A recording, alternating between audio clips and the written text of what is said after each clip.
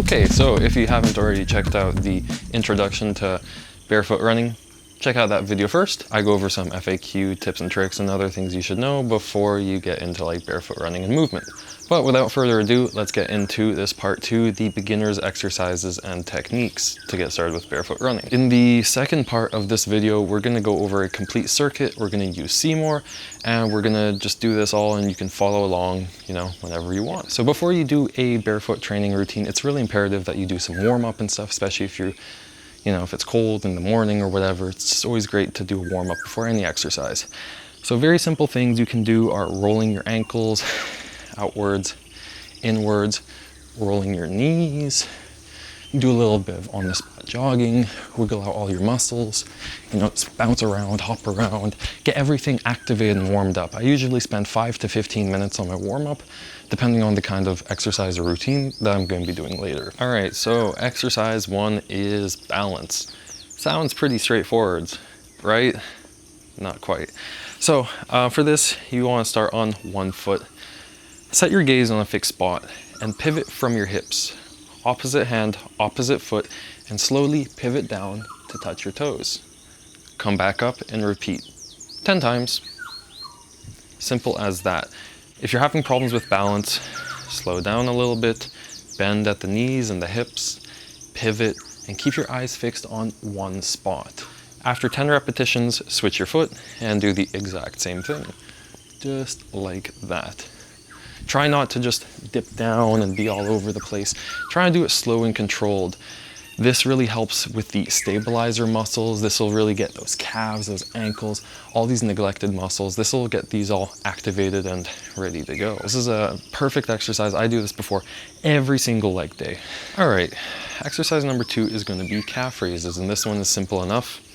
Feet hip width apart approximately, raise up onto your toes, and slow and controlled down.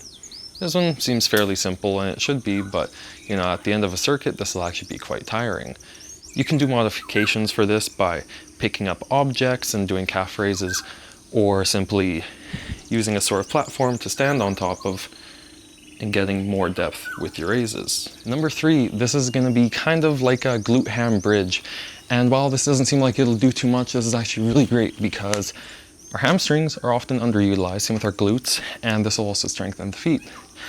So what you want to do for this is find a spot to lay down, find yourself a nice 90-degree angle with your legs, and simply bridge up. At this point, you can go onto one foot and try and raise your heel off the ground if you really want to develop this kind of strength in the arches that we're always talking about.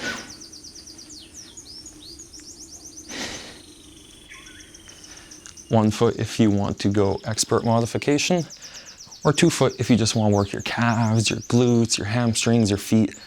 It's a really great lazy exercise and really is definitely difficult after a while. All right, number 4, jog in place. Simple as that.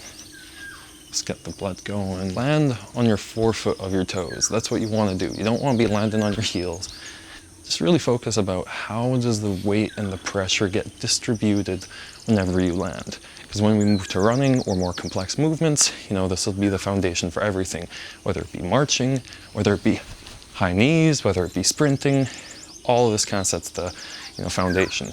So this one is for 60 seconds. Doesn't sound like too much, but man, it can be tiring if your feet and your calves have been underdeveloped like mine. And number 5 is going to be half squats with a calf extension.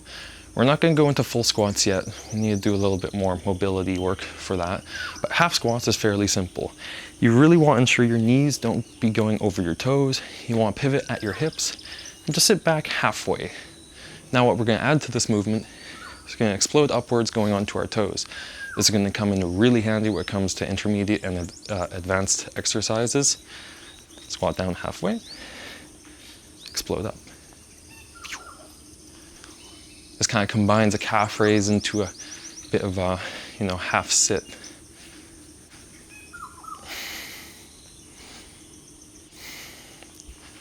And don't forget to add a little bit of arm movement in there. When you use your arms to jump, you improve your jump height pretty significantly. So don't forget to add a little bit of that jump. So what we're looking for is triple extension. Extension of the hips, knees, and feet. Because When it comes time to sprinting, running, or jumping, you'll achieve much better results if you get arm movement and a triple extension. Kind of like that. All right, so I hope you enjoyed this quick little video. If you want to go on to the full routine, me and Seymour, our videographer, who's doing this at the exact same time, we're gonna do a full 4-circuit routine. And, do that for a while you prepare to get on to the next level, the intermediate barefoot exercises. All these 5 exercises are terrific for developing a really good foundation and moving forwards with, running, movement, doing everything barefoot.